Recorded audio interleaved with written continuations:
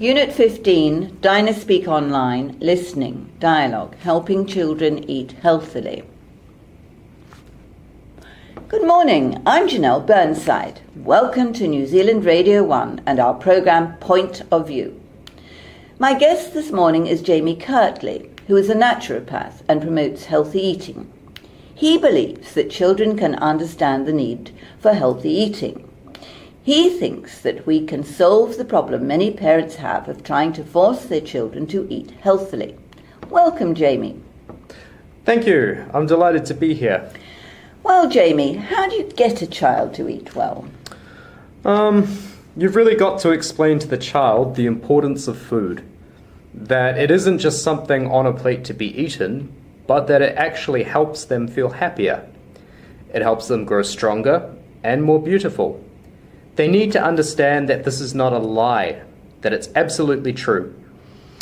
Now, you've said that in your experience, children from the age of 3 can recognize what food makes them feel good and what makes them feel angry or a bit sick. That's fascinating. Yeah, they can do that, with some help. The parent can say, when you have this food, you don't get in a bad mood. And the child can understand that. So then you say to the child, you should avoid sweets because every time you have lots of sweets, you get angry. And the child will understand that and will eventually think, oh, well, I mustn't have sweets. Occasionally the parent might say, oh, I'll give you some sweets today. Then the child might ask, why did you say that? That puts me in a bad mood, Mummy. It's interesting that the child can learn and accept the idea, perhaps better than the parent can.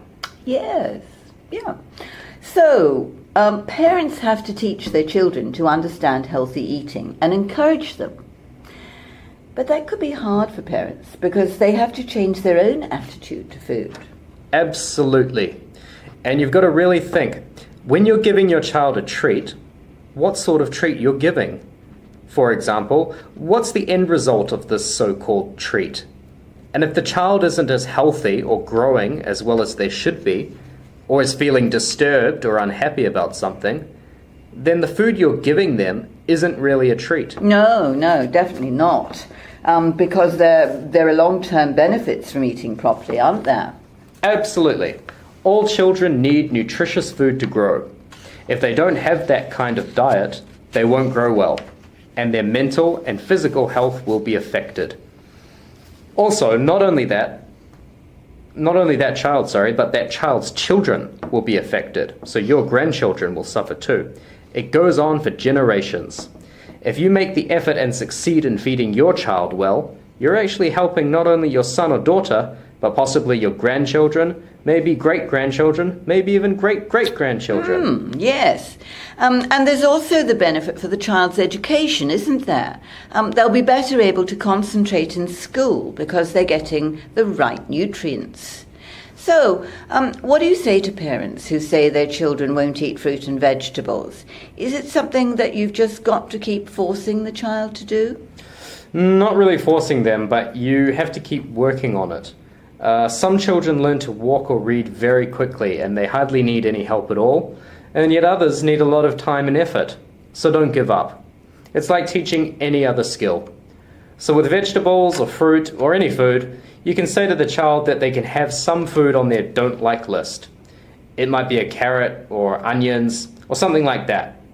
And then the next day, if they decide that they don't like cabbage, you say, but it's not on your don't like list. The child says, well, I want to add it on. And you say, well, okay then, but you have to put carrots or onions back on the list of food that you will eat.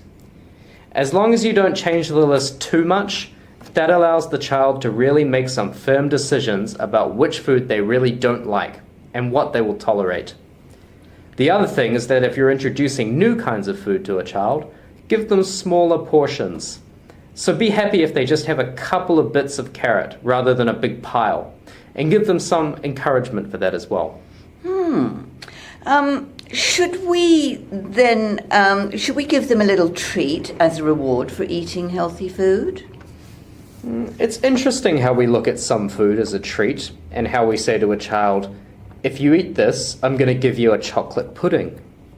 So from an early age, the child thinks it's a big treat to have a chocolate pudding. But you could just as easily choose a healthy food and make that a treat. I decided to try onions with my child. From the time the child was a baby, every time I served onions, I said, "We've got onions today. Yay, onions!" And later, every time onions were served, he looked at everyone's plate and said, "I haven't got enough onions. Where are my onions?" And this shows how we make any food sound attractive. You can have a bit of fun with this. So you can talk about vegetables as if they're a favourite dessert. That way the child will like them. Yes, and you can ask them, "Which vegetables would you like me to buy when I'm shopping today?"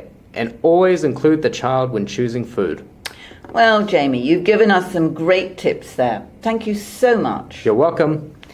That was naturopath Jamie Kirtley and his tips on how to get your child to eat healthily. This is Janelle Burnside, and that was Point of View.